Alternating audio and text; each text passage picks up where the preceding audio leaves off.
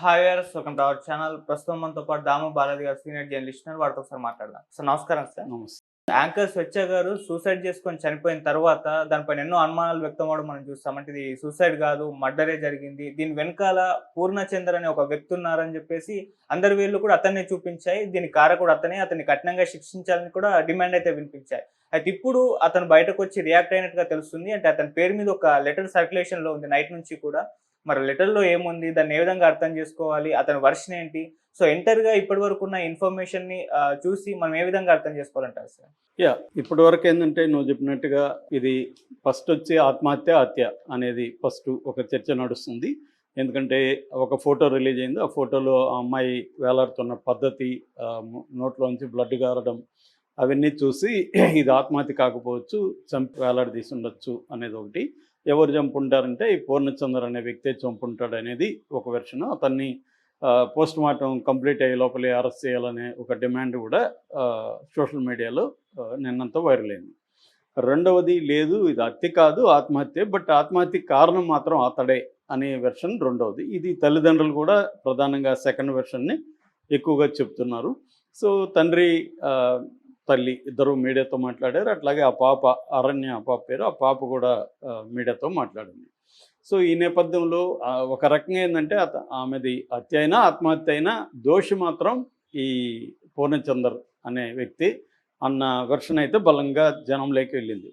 So దీనికి కౌంటర్గా పూర్ణచందరే స్వయంగా ఒక 5 పేజీల లెటరు రాసినట్టుగా చెప్తున్నారు. ఇప్పుడు అది మీడియాలో వైరల్ అవుతుంది. నేను 5 పేజీలు కూడా చదివాను. అతని హ్యాండ్ రైటింగ్తో ఉంది అది. మరి అతను హ్యాండ్ రైటింగా వేరే వాళ్ళతో తెలియదు, కానీ ఏదైనా హ్యాండ్ రైటింగ్తో ఉంది, టైప్డ్ కాదు. సో ఆ లెటర్లో ముందు ఏముంది అని చెప్పుకుందాం. దీనికి ముందు అసలు పూర్ణచందర్ ఎవరంటే, పూర్ణచందర్ బాదావత్ అతని పేరు. అతను బంజారా తెగ అని చెప్తున్నారు, కొంతమంది లంబాడి అంటున్నారు. ఏదేమైనా అతను ట్రైబల్ అబ్బాయి. అతను ఇంతకుముందు టీ న్యూస్లో పనిచేసేవాడు. దాని తర్వాత బయటకు వచ్చి moon productions advertisement company founder MD అని అతని ఫేస్బుక్ పేజీలో అతను పెట్టుకున్నాడు. అట్లాగే wow TV Telugu managing partner అని కూడా అతను పెట్టుకున్నాడు. అతని ఫేస్బుక్లో అతను పెట్టుకున్న విషయాలు బయట నుంచి వేరే వాళ్ళు చెప్తున్నది ఏంటంటే, ఇతను టీఆర్ఎస్కి చాలా దగ్గర, ముఖ్యంగా టీఆర్ఎస్లో ఉండే సంతోష్ కుమార్ ఆయనకి చాలా ఆల్మోస్ట్ బ్రదర్ లాంటోడు అని చెప్పి చెప్తున్నారు. ఇతను కూడా పొలిటీషియన్ అనేది కూడా అతను పెట్టుకున్నాడు. తనని తను డిఫైన్ చేసుకునేటప్పుడు పొలిటీషియన్, జర్నలిస్టు అవన్నీ పెట్టుకున్నాడు. సో ఖానాపూర్ నియోజకవర్గంలో అతను పనిచేస్తున్నాడు ఒక రాజకీయ నాయకుడి లాగా. ఆ ఫోటోలన్నీ కూడా ఉన్నాయి. అతను దాదాపు కేటీఆర్తో, కేసీఆర్తో, తర్వాత హరీష్ రావుతో, కవితతో, ఇంకా చాలామంది టీఆర్ఎస్ ఇప్పుడు బీఆర్ఎస్ నాయకులతో అందరితో అతను దిగిన ఫోటోలు అతనే షేర్ చేసుకున్నాడు. కాబట్టి అతను క్లియర్గా బీఆర్ఎస్ టాప్ లీడర్స్తో దగ్గరగా ఉంటున్నాడు అని చెప్తున్నారు. కొంతమంది ఇతను మంచిగా ఇతనికి కాంట్రాక్ట్లు ఇప్పించి వాళ్ళు కూడా పర్సంటేజ్లు తీసుకుంటున్నారు. అలాగే ఇతను బాగా పై స్థాయికి అయితే ఎదిగాడు అనేది చెప్తున్నారు. అంటే డబ్బులుంది, కొంత పొలిటికల్గా ఇన్ఫ్లుయెన్స్ ఉన్న వ్యక్తి అనేది చెప్తున్నారు. సో అంటే మామూలుగా అయితే ఇతను అప్పర్ కాస్ట్ అయితే వేరే నేరేటివ్ బయటకు వచ్చేది. అప్పర్ కాస్ట్ కాదు కాబట్టి ఇప్పుడు ఇతను ట్రైబల్, ఆ అమ్మాయి దళితు. సో వీళ్ళిద్దరి మధ్య ప్రాబ్లం కాబట్టి ఇప్పుడు ఇతని డామినేషన్ ఎక్కడ ఉందంటే డబ్బులో, పొలిటికల్గా ఉన్న క్లౌటింగ్లో వీళ్ళకంటే కూడా అతను, ఈ అమ్మాయి కంటే కూడా అతను డామినెంట్ దీనిగా చెప్పచ్చు మనం. సో ఈ యాంగిల్లో చూసుకున్నప్పుడు ఈ నేపథ్యంలో అతను ఏం రాశాడు లెటరు, ఆ లెటర్లో ఏం చెప్పాడు, ఏం చెప్పలేదు, దీన్ని ఎలా అర్థం చేసుకోవాలి అనేది మనం చూద్దాం. అతను ఏం చెప్పాడంటే, మీడియా మిత్రుల ద్వారా తెలంగాణ సమాజానికి పూర్ణచందర్ స్వయంగా చేస్తున్న విన్నపం అని రాశాడు. ఇదేంటంటే, నేను మీడియా ద్వారా ప్రజలకు చెప్పలేని స్థితిలో అబద్ధం తెలంగాణ మొత్తం చుట్టేస్తుందని భయం అని రాశాడు. నేను డైరెక్ట్గా మీడియాతో ప్రెస్ మీట్లు పెట్టి చెప్పలేను కాబట్టి ఈ లోపల అబద్ధం చుట్టేస్తూ ఉంది. సో అందుకని నేను ఖచ్చితంగా ఈ అమ్మాయి స్వేచ్ఛ బలవన్మరణం అని కూడా ఆయన అన్నాడు. అంటే క్లియర్గా ఆయన ఆత్మహత్య అని చెప్తున్నాడు. బలవన్మరణానికి సంబంధించి ఖచ్చితంగా చెప్పుకోవాల్సిన కొన్ని నిజాలు ఉన్నాయి, అవి మీకు చెప్తున్నానని చెప్పాడు. నాకు స్వేచ్ఛ 2009 నుంచి పరిచయం. మేము ఇద్దరం టీ న్యూస్లో పనిచేసేవాళ్ళం, ఇద్దరు ఫ్రెండ్లీగా ఉండేవాళ్ళం. తను అన్ని యొక్క విషయాలు నాతో షేర్ చేసుకున్నది. వాళ్ళ అమ్మా నాన్న శ్రీదేవి శంకర్, ఆ పేర్లు రాయలేదు కానీ వాళ్ళ అమ్మ నాన్న జనశక్తిలో ఫుల్ టైం పనిచేసేవాళ్ళు. ఈ పాపకి 6 నెలల వయసు ఉన్నప్పుడే వాళ్ళ అన్నా వదినల దగ్గర ఈ పాపను వదిలేసి వాళ్ళు వెళ్ళిపోయారు. ఎప్పుడో సంవత్సరానికి ఒకసారి చూపుగా వచ్చేవాళ్ళు. దానివల్ల ఈ అమ్మాయి మిస్ అయ్యేది. ఆ బాధంతా కూడా నాతో కన్నీళ్ళు పెట్టుకొని షేర్ చేసుకునేది. 2008, 2009 మధ్య ఈ అమ్మాయి ఫస్ట్ మ్యారేజ్ విడాకులు అయిపోయింది. ఫస్ట్ మ్యారేజ్లో ప్రాబ్లమ్స్ వల్ల విడాకులైంది. 2016, 17లో సెకండ్ మ్యారేజ్ విడాకులైంది. అప్పటికి ఈ అమ్మాయికి సెకండ్ మ్యారేజ్లో ఉంచి ఒక పాప ఉంది. ఈ పాప అరణ్య. అంటే మనం లెక్కేస్తే ఈ పాప 2011లో పుట్టినట్టుగా మనకు అర్థమవుతుంది. 2011 నాటికే ఈ అమ్మాయికి సెకండ్ మ్యారేజ్ అయిపోయింది. అంటే విడిపోయింది 2009లో అయితే 2010లోనో అట్లా పెళ్లి చేసుకున్నట్టుగా మనకు అర్థమవుతుంది. 2011లో పాప పుట్టింది. 2017లో సెకండ్ డైవర్స్ అయింది. దాని తర్వాత ఏ రోజు కూడా అమ్మాయి సంతృప్తిగా లేదు. తన సంతోషాన్ని వార్తల్లో తన పాపలో చూసుకునేది, తన బాధని తన రాతల్లో వ్యక్తపరిచేది. 2020 నుంచి నాకు దగ్గరైంది అని చెప్పుకున్నాడు. 2017లో పేరెంట్స్తో, అప్పటి వరకు పేరెంట్స్తో ఉండేది కలిసి. అయితే పేరెంట్స్ రామ్నగర్లో పేరెంట్స్ మధ్య గొడవలు కారణంగా అమ్మాయి డిప్రెషన్లో ఉండేది అప్పుడు కూడా. అయితే అమ్మ నాన్న ఈ అమ్మాయికి తగిన ప్రేమ చూపించట్లేదు. అమ్మ నాన్న మధ్య కూడా గొడవలు ఉన్నాయి. దీంతో ఉండలేకపోయి 2020లో కవాడిగూడలో ఒక సపరేట్గా రూమ్ తీసుకొని 2 ఏళ్ల పాటు ఒంటరిగా ఉన్నింది. తర్వాత 2022లో పాపను కూడా తీసుకొచ్చుకుంది. సో నాకు ఎలాంటి అన్యాయం జరిగిందో అలాగే నా పాపకి జరగనివ్వను, నేను ఒక తల్లిగా పాపని దగ్గరుండి చూసుకుంటానని చెప్పింది. 2020 నుంచి మేము దగ్గరయ్యాం కాబట్టి 2022 నుంచి నేను పాప బాధ్యత తీసుకున్నాను. ఒక తండ్రి స్థానంలోకి వెళ్ళాను. నేను పాపని ఉప్పల్లో కేంద్రీయ విద్యాలయం చదివించాను, ఫీజు కట్టాను. ఈ మధ్య అరణ్య పాప మెచ్యూర్ అయితే కూడా నేను 5 లక్షలు పెట్టి ఒక ప్రైవేట్ ఫంక్షన్ చేశాను, వాళ్ళిద్దరి బాధ పెట్టకూడదని చెప్పి. సో నేను అన్ని బాధ్యతలు తీసుకున్నాను. పాప కూడా నన్ను సరదాగా పూరి అని పిలిచేది. సో అంత క్లోజ్గా ఉండి ఇప్పుడు ఆ పాప నా గురించి మీడియాతో మాట్లాడింది, నాకు బాధేస్తుంది అది విని. సో నాకు స్వేచ్ఛకి ఎటువంటి విభేదాలు లేవు. అయితే మొన్న 26వ తేదీ వాళ్ళ నాన్న వచ్చినప్పుడు ఈమె విషయం చెబితే, ఏ విషయం అని రాయలేదు, విషయం చెబితే ఆయన ఒక మాట అన్నాడు. అదేంటంటే 2 సంవత్సరాలకు ఒకసారి ఒక మనిషిని తీసుకొచ్చి మీ అల్లుడని పరిచయం చేస్తావు, నేను తలదించుకోవాల్సి వస్తూ ఉంది, నాకు డబ్బు లేకపోవచ్చు, నేను పీడిఎస్లో పనిచేశాను, నాకు గౌరవం కోల్పోదలుచుకోలేదని గట్టిగా అన్నాడు. దాంతో ఆమె హర్ట్ అయింది ఆ మాటలకి. నాతో చెప్పుకొని ఏడ్చింది. నేను ఈ విషయాన్ని వాళ్ళ అన్నా వదిలిన దృష్టికి కూడా తీసుకున్నాను. వాళ్ళు కూడా తప్పే అన్నారు. నేను ఆ అమ్మాయికి నేను ఎప్పుడు బాధపడలేదు, బాధ పెట్టలేదు. నేను ఆ అమ్మాయి చావు కోరుకోలేదు. నేను బాగానే చూసుకున్న వాళ్ళిద్దరిని, ఆనందాన్ని ఇచ్చాను. సో ఈ ఆరోపణలన్నీ తప్పు. వీటన్నిటిని నేను కోర్టులో చెప్పగలను కానీ బయటకు వచ్చి చెప్పే పరిస్థితి లేదు. మా ఇంట్లో వాళ్ళని పోలీసులు తీసుకెళ్ళి పూర్ణచంద్ర వచ్చే వరకు మిమ్మల్ని వదలమని నిర్బంధం చేస్తున్నారు. సో నాకు లాలో నమ్మకం ఉంది. Law will take its own course. I believe in the law as N abiding citizen అనేది బేసిక్గా చెప్పాడు. ఇంకొక విషయం కూడా దీంట్లో ఏం చెప్పాడంటే, ఈ అమ్మాయి ముందు నుంచి కూడా ఒంటరితనం, ఏకాకితనంతో బాధపడేది, అన్నీ ఉన్న అనాథలాగా ఫీల్ అయ్యేది. ఈ అమ్మాయికి డిప్రెషను, యాంగ్జైటీ, మెంటల్ ఇష్యూస్ ఉన్నాయి. నేను చాలాసార్లు ఈ అమ్మాయిని డాక్టర్ దగ్గరకు తీసుకెళ్ళి స్కానింగ్లు అన్నీ కూడా చేయించాను. ఆ డాక్యుమెంట్స్ అన్నీ కూడా అమ్మాయి కవాడిగూడ రూమ్లో ఇప్పటికీ ఉన్నాయి అనేది కూడా చెప్పాడు. అంటే ఇతని వెర్షన్ ఏంటంటే, ఒక కౌంటర్గా నేను దోషి కాదు, నా వల్ల అమ్మాయి చనిపోలేదు అనేది నెంబర్ 1. రెండోది, అమ్మాయిని కానీ వాళ్ళ పాప అరణ్యాన్ని కానీ నా పాపలాగా, నా కూతురులాగా నేను తండ్రి స్థానంలో ఉండి అన్ని బాధ్యతలు తీసుకున్నాను, ఫీజులు కట్టాను, హెల్ప్ చేశాను. సో నా వైపు నుంచి నేను ఉన్నాను. రెండోది, ఈ స్వేచ్ఛ కూడా నన్ను ఒక భర్తలాగా భావించేది, పెళ్లి చేసుకోమనేది. తర్వాత ఆమె అన్ని సోషల్ మీడియా హ్యాండిల్స్లో కూడా స్వేచ్ఛ ఓటార్కార్ అనే పేరు తీసేసి స్వేచ్ఛ పూర్ణచంద్ర అని పెట్టుకునింది. సో నేను కూడా భర్త స్థానంలోనే ఉన్నాను. సో అందువల్ల ఈ అమ్మాయి చనిపోవడానికి నేను కారణం కాదనేది ప్రధానంగా ఇతను చెప్పడం దీంట్లో. సో దీన్ని మనం ఎలా అర్థం చేసుకోవాలంటే, మనం జడ్జిమెంట్ ఇవ్వలేము, మన దగ్గర కంప్లీట్గా ఇన్ఫర్మేషన్ లేదు, మనమేం ఫ్యాక్ట్ ఫైండింగ్ చేసి అందరిని విచారించలేదు కాబట్టి మనం కరెక్ట్గా చెప్పలేము. ఏదేమైనా ఇతను వర్షన్ అయితే బయటికి తీసుకొచ్చాడు.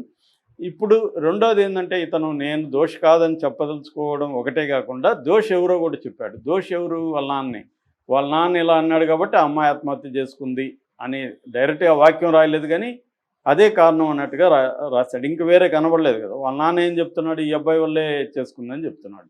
అంటే ఓవరాల్ ఇష్యూ మనకి మొత్తం సమాచారం లేకపోయినా ఉన్న సమాచారం మేరకు ఇటువంటి ఇంకొన్ని నేను చూసిన సందర్భాల్లో కూడా పేరెంట్స్ ఇలా అనడం అయితే అసాధారణం కాదు.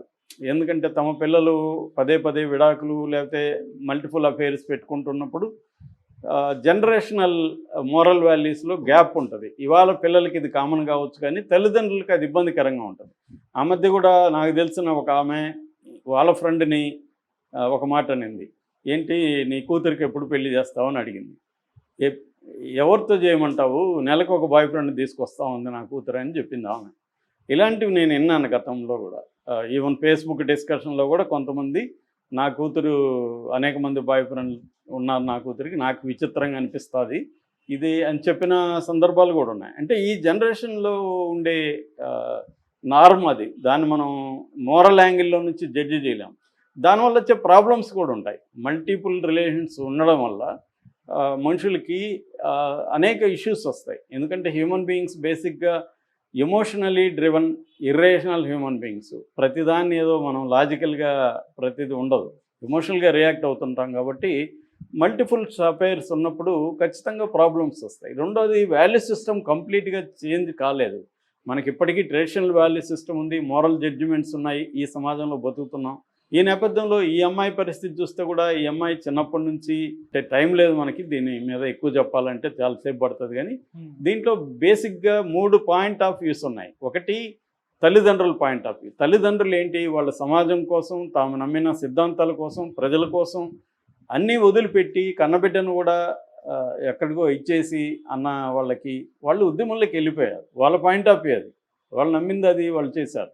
చాలామంది ఉద్యమకారులు అలాగే చేశారు. తల్లిదండ్రులను వదిలేశారు, పిల్లలను వదిలేశారు. నేను కూడా అలాగే పోయా, 5 ఏళ్ళు ఉన్నాను. మా తల్లిదండ్రులు కూడా నా వల్ల నష్టపోయారు. సో దానివల్ల ఏమవుతుందంటే ఇప్పటికీ మా మదర్ ఫోన్ చేసినప్పుడు నువ్వు అప్పుడు అట్లా వెళ్ళిపోయినావు అని స్టార్ట్ చేస్తుంది. సో ఇప్పుడు దాన్ని మనం ఇంకా చాలు ఇక్కడ ఆ పని చెప్తాను నేను. సో అది తల్లిదండ్రులు అంటుంటారు ఏదో ఒక సందర్భంలో. పిల్లలకు కూడా ఇప్పుడు ఈ పాప, నాకు పిల్లలు లేరు, నేను వదిలేసి వెళ్ళలేదు, కానీ పాప ఉంటే బాగుంటే నన్ను నిందించేవాళ్ళు. ఎందుకంటే అట్టేటప్పుడు నన్ను ఎందుకు కనుక్కున్నావు, నీకు ప్రజల ముఖం అయితే పోయిండేది, నన్ను ఎందుకు కనుక్కున్నామన్న బాధ ఈ అమ్మాయిలో ఉండే అవకాశం ఉంది. ఆ గ్యాప్ అలాగే ఉంటుంది. రెండోది ఇప్పుడు తల్లిదండ్రులు కంట్రోల్ చేయడానికో లేకపోతే అడ్వైజ్ చేయడానికి వచ్చినప్పుడు ఈ అమ్మాయి కోపం వస్తుంది. మీరు నన్ను పట్టించుకున్నారా, పట్టించుకోలేదు, ఇప్పుడు వచ్చి మీరు ఏంది నాకు సలహాలు ఇచ్చేది అన్న కోపం ఉంటుంది. వాళ్ళ నాన్న ఒక మాట అన్నాడు, ఈ అమ్మాయి తనని నాకు పరిచయం చేయలేదు, సమస్యలు వచ్చినప్పుడు నేను ఆ అబ్బాయితో మాట్లాడతానంటే నువ్వు మాట్లాడదు, నువ్వు వెనవాళ్ళు అయితే నేను ఆత్మహత్య చేసుకుంటాను అని అనింది మా పాప అని కూడా ఆయన అన్నాడు.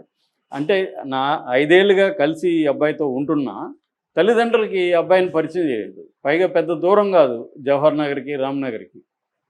అంటే అర్థమేమి, ఈ అమ్మాయి ఇండిపెండెంట్గా ఉండదలుచుకుంది. వాళ్ళ అమ్మ నాన్న ఇంటర్ఫియరెన్స్ ఈ అమ్మాయికి ఇష్టం లేదు. తన లైఫ్లో తన సమస్యను తను సాల్వ్ చేసుకుందాం అనుకుంది. అలాగే వాళ్ళ అమ్మ మాట్లాడుతుంది, ఈ అమ్మాయి చాలామంది కౌన్సిలింగ్ ఇచ్చేది, బోల్డ్ గర్ల్, ధైర్యంగా ఉండేది, కాబట్టి మేము అమ్మాయి సమస్య అమ్మాయి సాల్వ్ చేసుకుంటుంది అనుకున్నాం తప్ప మేము ఇట్లా జరుగుతుంది అనుకోలేదు అన్నారు. కాబట్టి ఇవన్నీ వాస్తవం. వీళ్ళ తల్లిదండ్రులకి ఈ అమ్మాయి గ్యాప్ ఉంది. ఇతను ఈ మాట అని కూడా ఉండొచ్చు, అది బాధతో అని ఉండొచ్చు, తన వల్ల తనకి ఇబ్బంది. ఎందుకంటే వీళ్ళ పాప వాళ్ళ ఇంట్లో ఉంటుంది, ఎవరో బంధువులు ఫ్రెండ్స్ వస్తారు, ఈ పాప ఎవరు అన్నప్పుడు మనవరాలు అంటారు, వీళ్ళ నాన్న ఏం చేస్తున్నాడు, వీళ్ళ అమ్మ ఏం చేస్తుంది, ఇవన్నీ అడుగుతారు. అప్పుడు ఇవన్నీ బయటకు వస్తాయి. మీ ఎంతమంది ప్రపంచానికంతా మీరు ఉద్యమాలు చేస్తారు, వీళ్ళమ్మ మహిళా సంఘంలో పనిచేస్తుంది, చైతన్య మహిళా సమాఖ్యలో, మీరు అందరికీ చెప్తారు మీ కూతుర్ని మీరు ఇట్లా పెంచుతున్నారు ఏంటి అని అడగచ్చు. ఇలాంటి వాళ్ళకు ఉండే ప్రాబ్లమ్స్ వాళ్ళకు ఉంటాయి ప్రాబ్లమ్స్. నిజానికి ఈ అమ్మాయి అర్థం చేసుకోవాలి. ఒకవేళ వాళ్ళ నాన్న ఇలా అన్నా ఆయన పాయింట్ ఆఫ్ వ్యూలో అది అన్నాళ్ళే, మన లైఫ్ మనం డిసైడ్ చేసుకున్నాం అని గట్టిగా ఉండాలి. కానీ మనుషులు ఉండాలని మనం అంటాం, నేను కూడా ఉండలేను, ఎవరు కూడా ఉండలేరు. అలాగా ఆ సందర్భం వచ్చినప్పుడు మెంటల్గా మనం డిస్టర్బ్ అయిపోతాం. లైఫ్ ఏంట్రా, చచ్చిపోతే బాగుండని అందరికీ అనిపిస్తుంది. అనిపించిన వాళ్ళు ఉంటారని నేను అనుకోవట్లేదు. ఏదో సందర్భంలో మనకి చచ్చిపోవాలని అనిపించని వ్యక్తులు ఎవరు ఉండరు. ఇంకా ఇలాంటి వాళ్ళ లైఫ్లో ఇంకా సంక్షోభం ఎక్కువ ఉంటుంది కాబట్టి వీళ్ళకి ఇంకా సెన్సిటివ్ పర్సన్ ఈ అమ్మాయి, పోయిటరీ చూస్తే అర్థమవుతుంది, ఇంకా కష్టం కావచ్చు. సో అదే వాళ్ళ తల్లిదండ్రుల పాయింట్ ఆఫ్ వ్యూ. ఈ అమ్మాయి పాయింట్ ఆఫ్ వ్యూ నుంచి ఏంటి, ఈ అమ్మాయి లోన్లీగా ఫీల్ అవుతుంది. తనకు అంతమంది పరిచయస్తులు ఉన్నారు, కానీ ఒక కేర్ తీసుకునే వాళ్ళు, ఒక అదేదంటారు ఏడుస్తున్నప్పుడు ఒక ఆనుకోవడానికి ఒక భుజం, ఒక దగ్గరకు తీసుకునేవాళ్ళు ఎవరు ఉండకపోవచ్చు. ఎక్కువ అందమైన అమ్మాయిలతో వాళ్ళకు ఉండే ప్రాబ్లం ఏంటంటే ప్రతి ఒక్కడు ఆమె బాడీ కోసం ట్రై చేస్తారు, కానీ ఆమెను ఒక మనిషిగా అర్థం చేసుకొని ఆమెకి ఒక అండగా నిలబడాలి, కేర్ తీసుకోవాలి అనేది ఎందుకుంటుంది మగవాళ్ళకి? మగవాళ్ళు ఏమో అందంగా ఉంది, ఒకసారి మనం రొమాన్స్ చేద్దామని ట్రై చేస్తారు. అది ఎక్కువ ఉంటుంది. మామూలు ఒక సాధారణమైన అమ్మాయిలకే అబ్బాయిలు విపరీతంగా వెంటబడేవాళ్ళు. ఇంకా ఇటువంటి అందంగా ఉండి, డైనమిక్గా ఉండి, పోయిటరీ రాసి ఇలాంటి లక్షణాలు ఉన్న వాళ్ళకి ఎంత క్యూ ఉంటుందో చెప్పాల్సిన అవసరం లేదు. ఇటువంటి అనేక ప్రెజర్స్ని ఆ అమ్మాయి తట్టుకొని నిలబడాలి. అమ్మాయికి ఏదో కొవ్వు బట్టో ఇంకోటో బట్టి విడాకులు తీసుకోదు కదా, వాళ్ళకి సెట్ కాలేదు, విడాకులు తీసుకుని. రెండోది, ఈ సమాజంలో అది కొద్దిగా విచిత్రం, ఇంకా అది పెరుగుతా ఇప్పుడిప్పుడే వస్తుంది. మనకు వెస్ట్లో అయితే ఇది కామన్. నాకు నచ్చిన ఫిలాసఫర్లు అందరూ కనీసం 4-5 భార్యలు ఉంటారు. డైరెక్టర్లు ఎవరిని కొట్టినా మన వాళ్ళకి కనీసం ఒక 4-5 ఉంటారు. సీరియళ్ళకి కూడా అలాగే ఉంటారు. అది కామన్ అయిపోయింది. ఇక్కడే ఇంకా కామన్ కాలేదు కాబట్టి ఇది విచిత్రంగా ఉంటుంది. మనం చెప్పుకుంటే 2 విడాకులు అంట, మూడోసారి ఎవరితోనో ఉందంట, ఉంటే ఏంటి అనేది ఇంకా రాలేదన్నమాట. సో ఈ ప్రెజర్ ఆ అమ్మాయి మీద కూడా ఉంటుంది. అందుకని అమ్మాయి కూడా పేరు పక్కన ఎందుకు పూర్ణచంద్ర పెట్టుకుంది అంటే కూడా, అరే బాయ్ నాకు ఆల్రెడీ ఓ బాయ్ ఫ్రెండో లేకపోతే కంపెనీ ఉన్నాడు, మీరు ట్రై చేయొద్దని చెప్పడానికి కూడా అయ్యుండొచ్చు. రెండోది, ఒక పొసెసివ్గా నాకు డిక్లేర్ చేయాలని అనుకుని ఉండొచ్చు. ఇవన్నీ ఉంటాయన్నమాట. సో అట్లాగే కూతురికి కూడా ఒక తండ్రి లాంటి స్థానం అవసరం ఇవాళ సమాజంలో. ఇవేవి లేనప్పుడు చాలా వల్నరబుల్గా ఉంటారు స్త్రీలు. సో ఇవన్నీ ఆ అమ్మాయి పాయింట్ ఆఫ్ వ్యూలో అమ్మాయికి కావాల్సినంత సంక్షోభం, కావాల్సినంత స్ట్రగులు, ఒంటరితనం, ఇవన్నీ ఆ అమ్మాయిలు ఉన్నాయి. ఇక ఈ అబ్బాయి పరిస్థితి ఏంటి? ఈ అబ్బాయికి ఆల్రెడీ పెళ్ళయింది, పిల్లలు ఉన్నారు. మేబీ కొద్ది రోజుల తర్వాత చాలామంది మన చుట్టూ ఉన్న మగవాళ్ళలాగే ఆ అబ్బాయికి కూడా బోరు కొట్టి ఉండొచ్చు, లేకపోతే భార్యతో విభేదాలు వచ్చి ఉండొచ్చు, ఏమైనా జరిగి ఉండొచ్చు. ఇంకొక అమ్మాయి కావాలనిపించవచ్చు. ఇతనికి అందం ఉంది, డబ్బు ఉంది, పొలిటికల్ పవర్ ఉంది. కాబట్టి అమ్మాయిలు కూడా ఇతనికి కూడా అవైలబుల్ ఉన్నారు. కాబట్టి ట్రై చేసి ఉండొచ్చు అబ్బాయి. ఈ అమ్మాయి అతనికి ఇదైంది, కనెక్ట్ అయింది. సో ఇప్పుడు నేను భార్యను వదిలేస్తానని చెప్పుండొచ్చు అమ్మాయికి, ఆమె కూడా ఇచ్చి ఉండొచ్చు. కానీ ఈ అమ్మాయి కూడా తెలిసే చేసుకుంది, అతనితో ఉంటుంది, ఇతనికి భార్య ఉంది, పిల్లలు ఉన్నారని అమ్మాయికి కూడా తెలుసు. సో ఈ నేపథ్యంలో ఈ ఘర్షణ వీళ్ళిద్దరి మధ్య కూడా ఉంటుంది.